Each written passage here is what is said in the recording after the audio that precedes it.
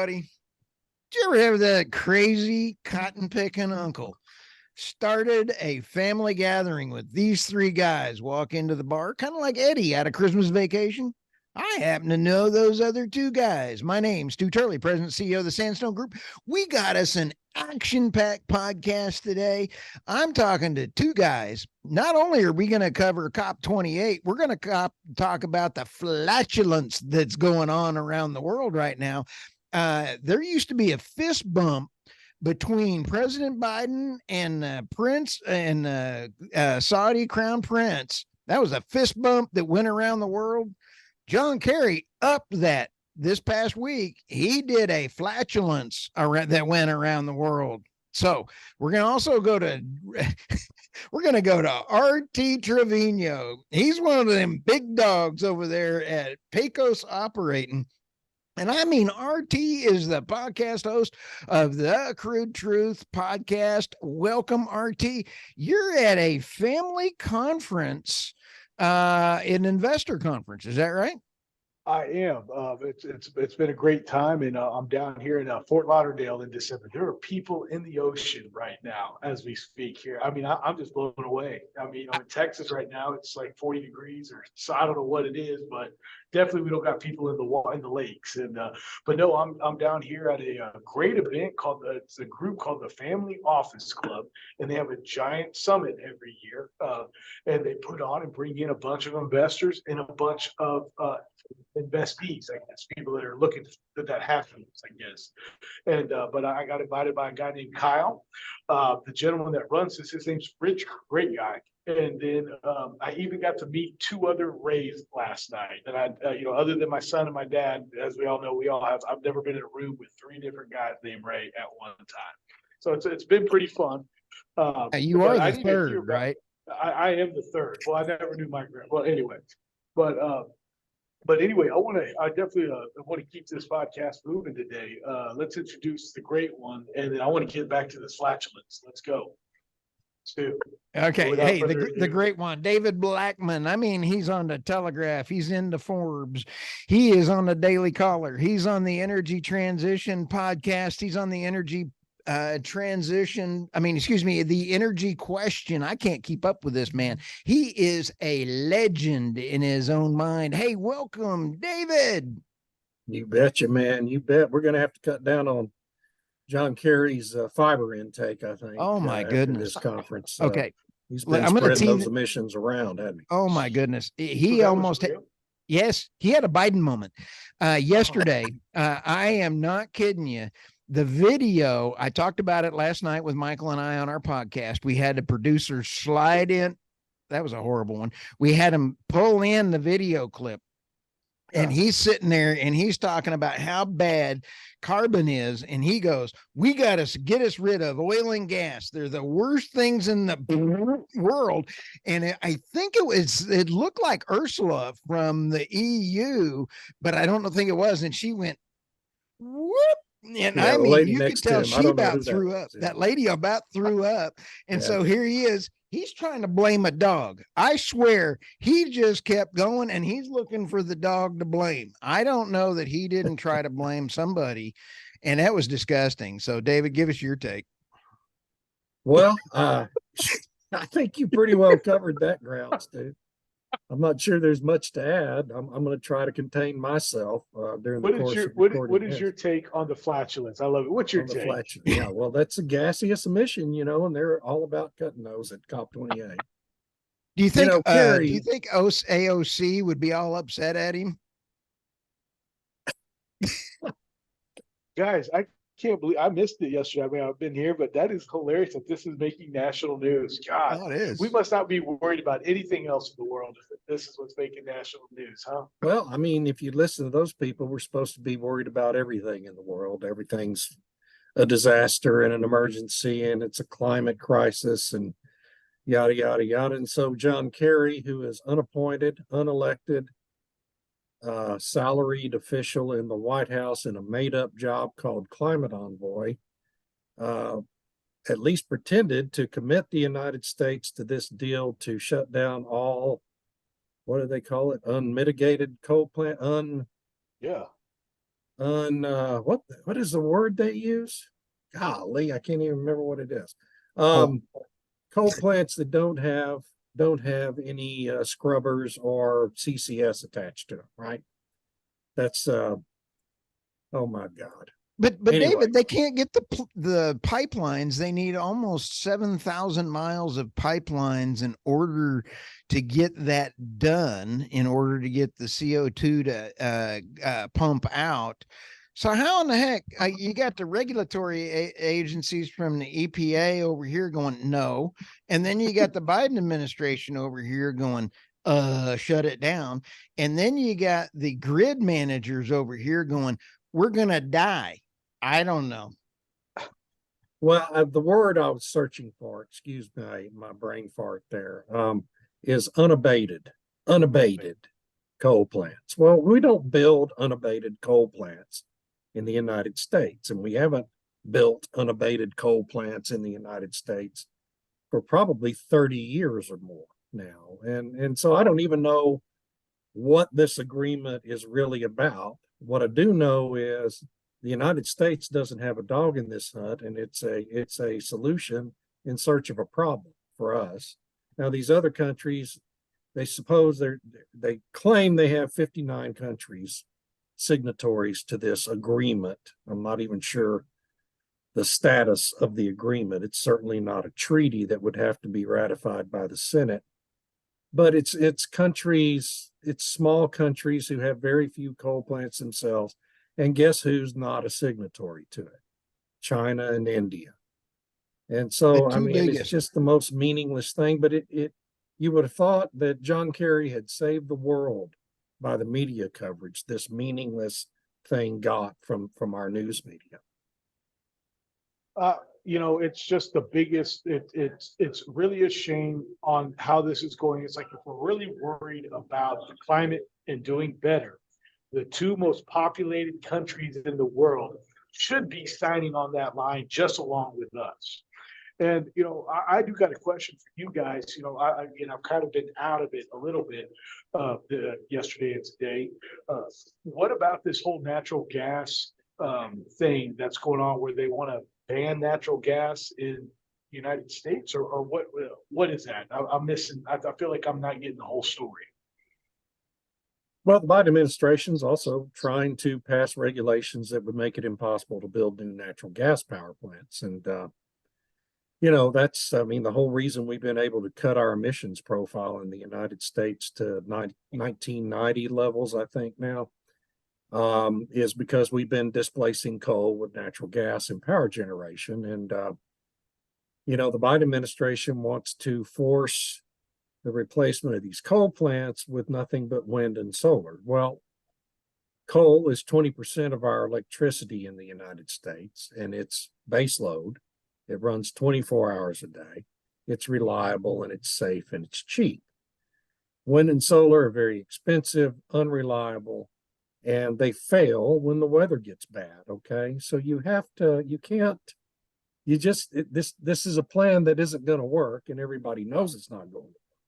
So you're right. I mean, that's the big problem, is the efforts to RT, natural gas. The biggest problem is the Biden administration released out on Friday night at 3 a.m. in the morning regulatory updates that is legislation through regulation, and is 100%. I've got all of it. I have been reading it. It is abysmal, and David nailed it. They're trying to shut it down through legislation by regulation, and it is a reach beyond legislation. It is unbelievable what these chowderheads are doing. Well, yeah, it's a difficult thing. It's going to be hard for companies to comply with that new methane rule. Well, and I almost feel like this is an attack that the Biden administration is doing against Texas, as we just rolled out, our new legislation on making our power grid stronger by using natural gas. So, they are literally going to war against their states in an economic way through regulations. Isn't that crazy? Yeah. but it's, it's what this particular administration is about, pitting blue states against red states. And it's a shame. You would hope that you wouldn't have such a divisive individual in the White House, but there we go. Do you think, somebody said it best the other day, and let's talk about decisive individual in the White House, that since 2000, we have not had somebody really run away with the vote. I understand Obama won, both times in 8, and, against McCain and Romney. However, it wasn't like a landslide. We haven't had a landslide victory since, I think, obviously we never had one like Reagan, in 80 and 84, but even George Bush, the first time he got elected, it was very clear that he was going to win. Do you think we can ever see something like that again, guys? In my lifetime, maybe not in y'all's, but in mine. Yes, in the states that get rid of the Dominion servers, and there are now, I believe, 3 states that are requiring IDs. In the states that require IDs, in the states that do not allow mail-in ballots, yes. And in the polls, Trump is now winning. I believe he's the key battleground states. I believe, David, you have to fact check me. It's 4. There's 5 of them that are important, and Trump is now ahead in 4 of the 5. Now, I think it was actually 6 out of 7, that New York Times Siena poll you're talking about. Yes. Yeah, they measured 7 battleground states, and Trump was leading pretty significantly in 5 of them, and marginally ahead in a 6th one. The only state he trailed in was Wisconsin. Right. So, David, did I say anything incorrect, which is normal for me to say things incorrect? No, not in my view. I think okay. The only way to really guarantee free and fair elections is to count all the votes by hands and require voter ID. And that, of course, is why the Democratic Party opposes those measures. And did one state, did one state outlaw hand counting ballots or no?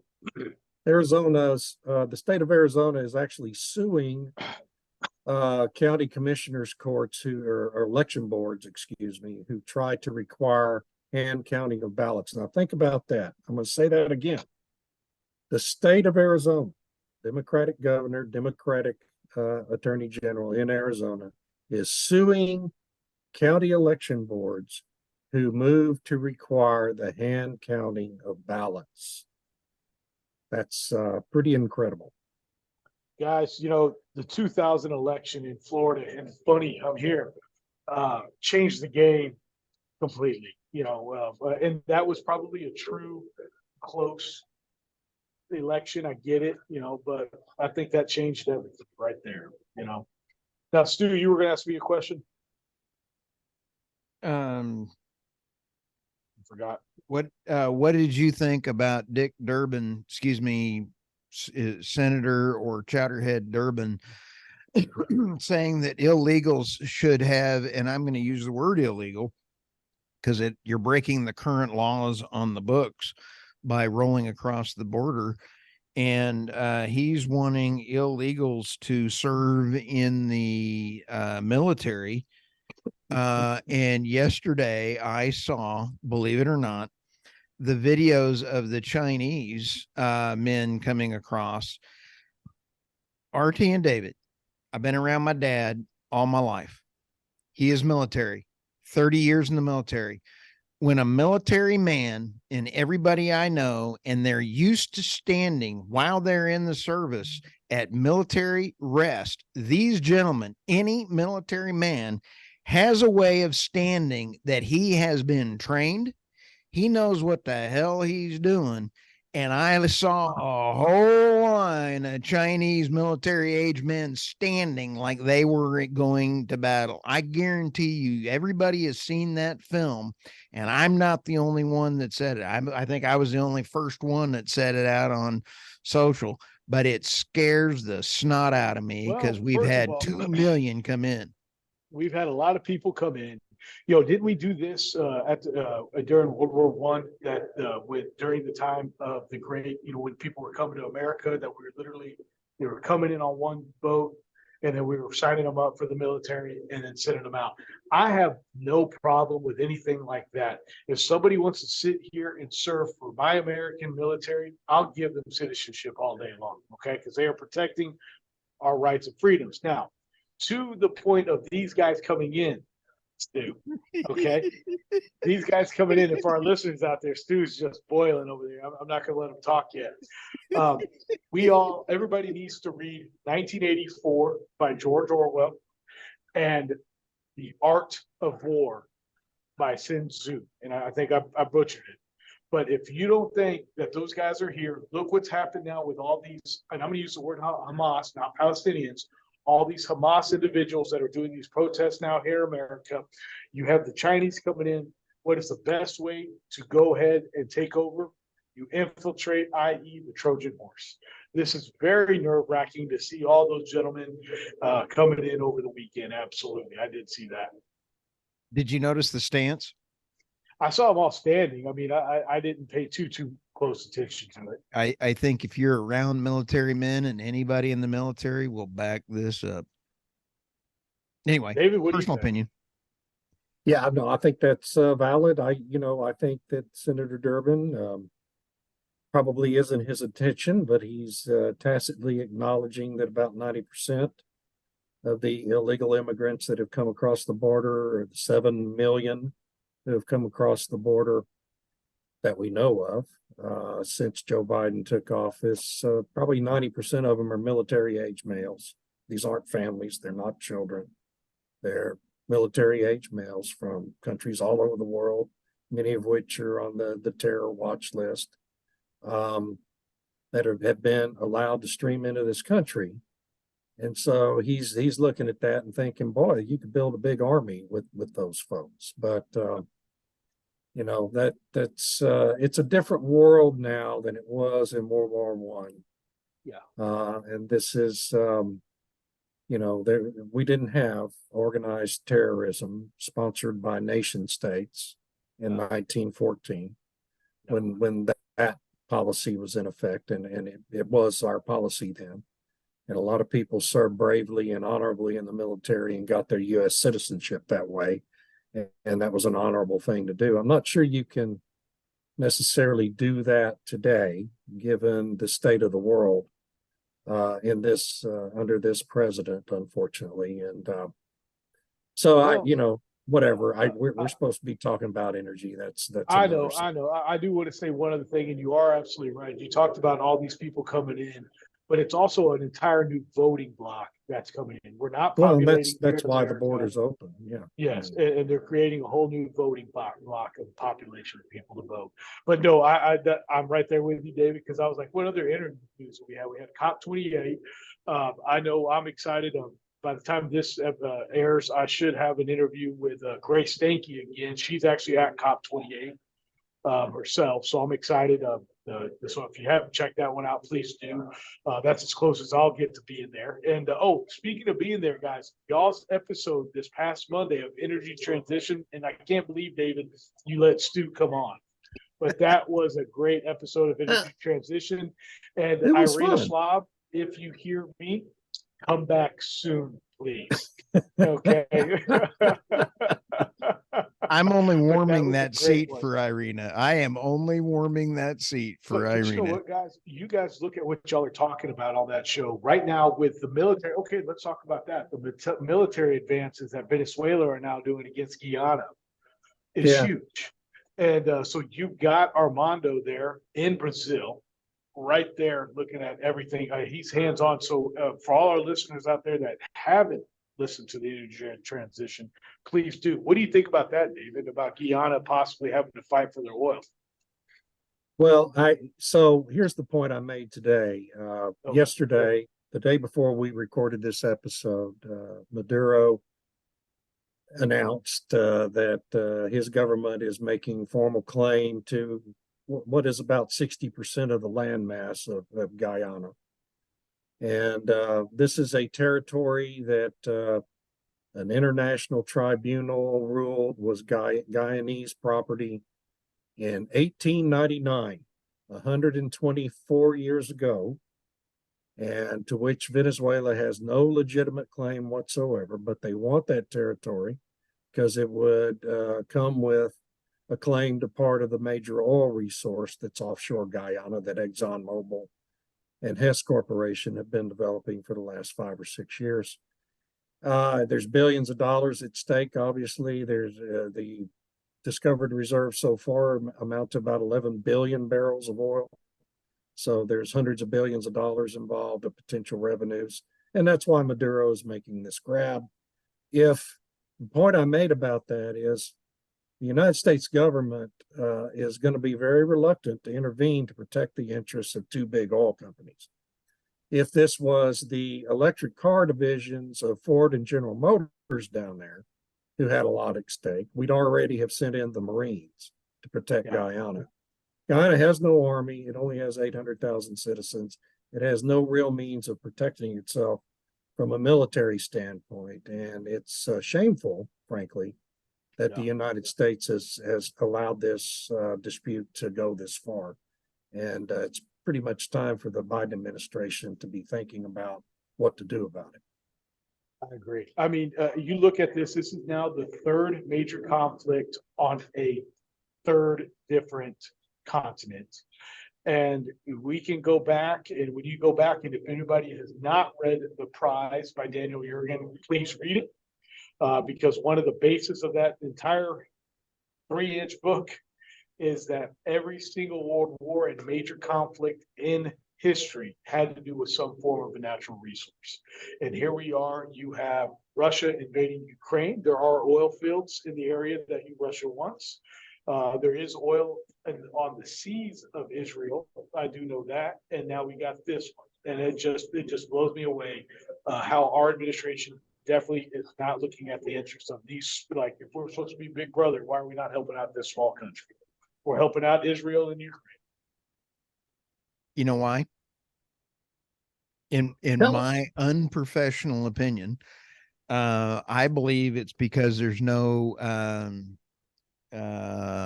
digital coin or digital investments to have it come back to the political parties, such as was with Ukraine. There was a direct flow of money from the Ukraine. All of the money that got approved by the U.S. was lost, came back around, and all of the coffers were filled back up into not only Democrat but Republican political figures. So Israel is important like you wouldn't believe, but now it looks like Ukraine may fold. Now, which is a huge impact to energy. You take a look at the pipelines. Why was it that Zelensky and Putin were going to have a treaty 2 months into this, but the Biden administration stopped it? I don't know. I don't know. It's just, yeah, that's a very good question. I mean, look at the billions that went from the U.S. taxpayer to Ukraine. And then there was an article that said that it never left the country. It was only bank accounts. This is just unbelievable. Jeez. Well, I think the only conclusion you can really reach about, oh man, maybe I shouldn't talk about this. Look, I don't have any use for Vladimir Putin. I don't either. I want to make that clear. And, but I think the only conclusion you can really reach about what's happened in Ukraine is that NATO and the United States wanted this proxy war with Russia to try to weaken Putin as much as it could, using this other country, Ukraine, as the battleground. And if that's really the motivation, and it's kind of inescapable at this point, knowing that there was already a negotiation in the works that the United States vetoed in those early weeks of the conflict, the only conclusion you can reach is that that was the motivation, and that's completely shameful. And really, when you consider the carnage that's come to Ukraine as a result of all this. It's pretty much a human atrocity, and it's a shameful thing for our country. You know, with all that being said, you know, the Trumper always talks about that he'd have it resolved in 24 hours, right? And that Well, he was would have. There's no doubt about And so that. I want, and I'm wondering if that's it. And then bringing up the Trumper, I don't think we've talked about it on the three podcasters. Your Substack article, David, that talks about President Trump, that he really hasn't said anything about oil yet, other than, you know, drill baby. You know, he's saying some great. And again, He's saying drill baby drill a lot. Yeah. Yeah, he's saying drill, baby, drill. And of course, I mean, you know, Oil and Gas Workers Association has already supported him, and so other groups, which is great. And he is going to do great things, I think, for the oil and gas industry. But I really enjoyed your article that said, hey, you haven't really said much about what you want to do to help oil and gas out. And I did like that article. No, he hasn't. He hasn't gone into great detail about energy policy. And that piece I wrote was about, you know, the question was whether or not he would move to try to repeal a bunch of these subsidies that were contained in the Inflation Reduction Act legislation. And he hasn't addressed that in any detail whatsoever, but neither have the other candidates. So, I mean, it's not like he's alone in that. And you know, but the other side of that is that unless he has big congressional majorities, it doesn't matter what he wants to do about that legislation. You're not going to be able to repeal it. And so I just thought it was kind of a moot point, but he, you know, I think, and I know people who are planning to go to work for him in the new administration if he wins, and it'll be very similar to his first term. He'll go about reversing all of Biden's executive orders and repealing a bunch of their ridiculous regulatory actions. And but from a legislative standpoint, trying to repeal what's in the IRA, you know, I mean, my gosh, even the major oil companies are accessing that investment tax credit. So they would all be opposed to a repeal. And then you talk about the other candidates. Yeah, the only one that actually, in my opinion, has experience is that Doug Burgum, and he suspended his campaign. And when they did that debate a couple of weeks ago on Fox, when they asked energy questions, they didn't even ask him, and he's the governor of North Dakota, one of the largest basins, and they don't even ask him a question. That, to me, I was very upset, because it's like, you know what, guys, you're not asking the actual expert at this point, you know. Why are you doing a debate? Why is the Republican Party doing a debate with moderators from MSNBC and NBC? Because they need doing that.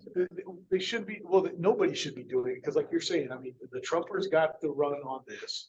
Biden's obviously gonna run for president unless something crazy happens. And it's like they need to get everybody on the Republican party behind Trump, and Newsom's obviously behind Biden, and need to get the rest of them done. And just, I mean, it's almost like just to have the election tomorrow. You know, forget about November 7th. I have an unprofessional opinion.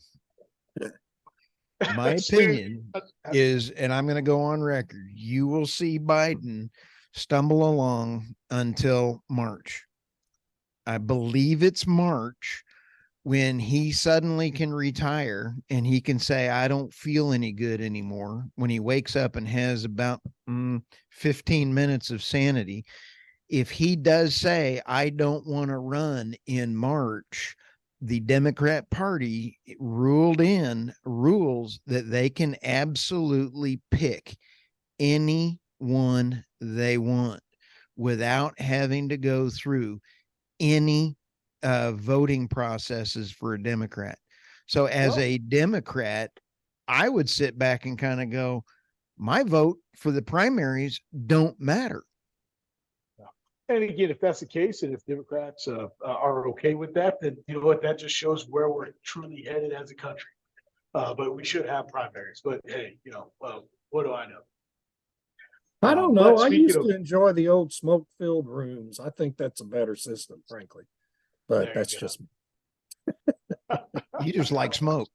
Well, I didn't like the smoke, but I just thought it was a better way to pick a candidate. Well, speaking of smoke, what about Kerry? I wonder if he's gonna. Never mind. Who'd want to fly back with him if he has his fiber content? He has Well, his don't own worry, jet. Nobody's he has flying his own with him. jet. Nobody's flying back with anybody. Nobody's Oh, flying back with it's his anybody. wife's. It's his wife's. It's not Well, but his. still. Yeah, but and David, your other article was great. It's like, so we're gonna have 70,000 people meet and they can't do it by Zoom to save the planet. I love that one. Well, that would be a little unwieldy to try to do a Zoom meeting with 70,000 people in it, but hey, I think it's a solid point. If they want to save the planet by reducing, what is it, 0.01% of carbon emissions is going to save the planet. They ought to be willing to have their meetings remotely instead of flying thousands of private jets to David, Dubai.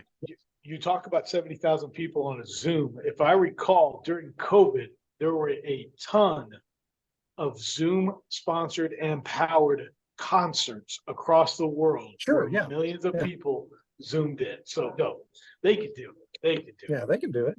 Yeah, they could do it. But they wouldn't have the opportunity for graft. I mean, personal meetings and And deal making. Deal I making. mean, Deal making. what Deal is a making. conference for? It's for making deals.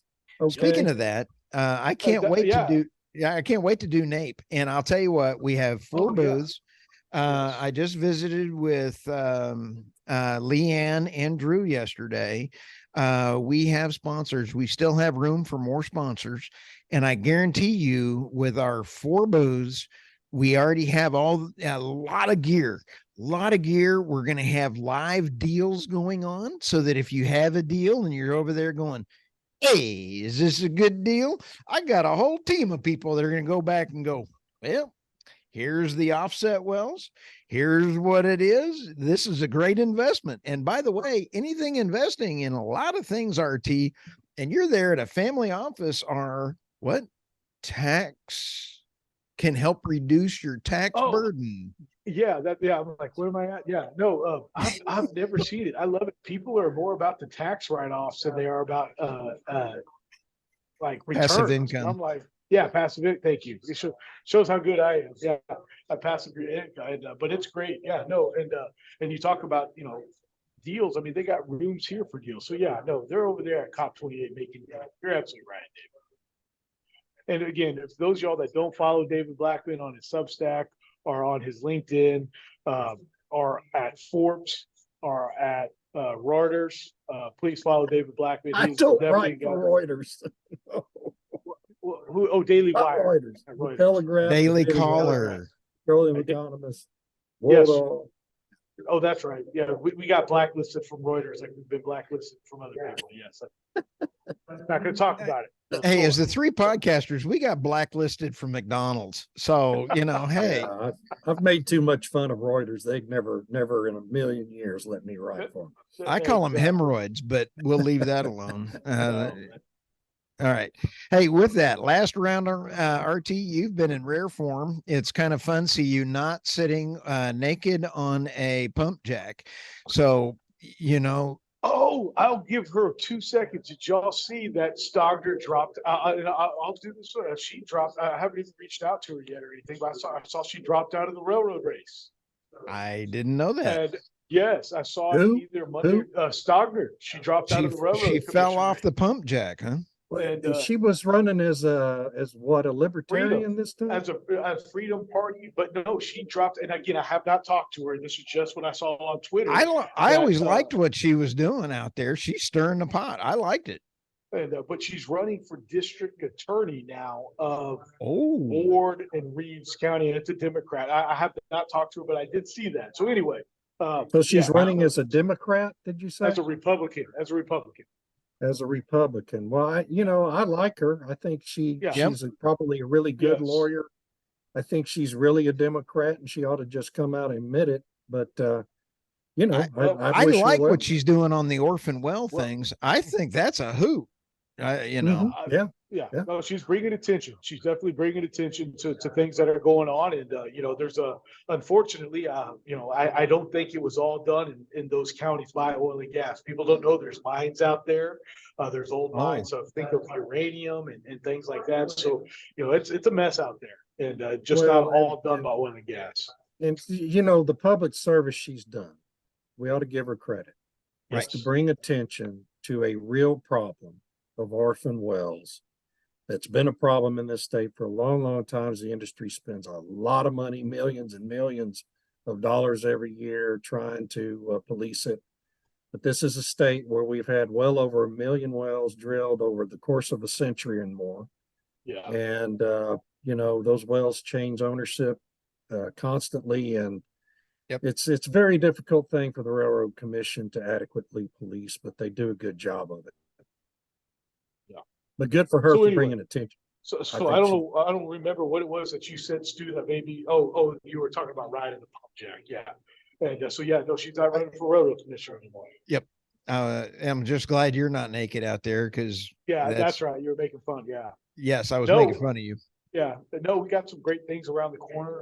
We're into the year real strong at Pecos. We're very blessed. You've had some successful wells come in.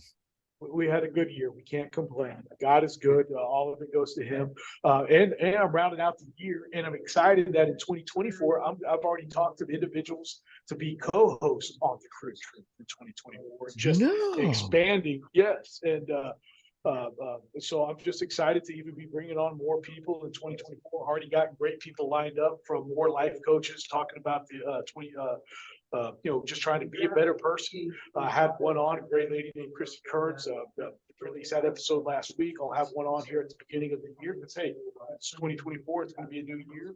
I've got Jim Wright. That episode's going to be released here real soon. The last, I'm proud to say, I've now had all three of the current railroad commissioners on the show. Got Dr. Ed Ireland. That one's coming out here right before the end of the year also. So if anybody's out there following his Substack, he's a cool cat. Individual. I'd love to give him and David on an episode in Fort Worth. I think, David, that would be a fun crew truth episode. That would be a blast. Ed's a great human being, man. I love that guy. Yeah.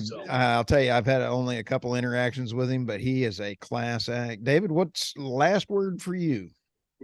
Well, I've got some really fun interviews coming up. Ann Bradbury from the American Exploration Production Council.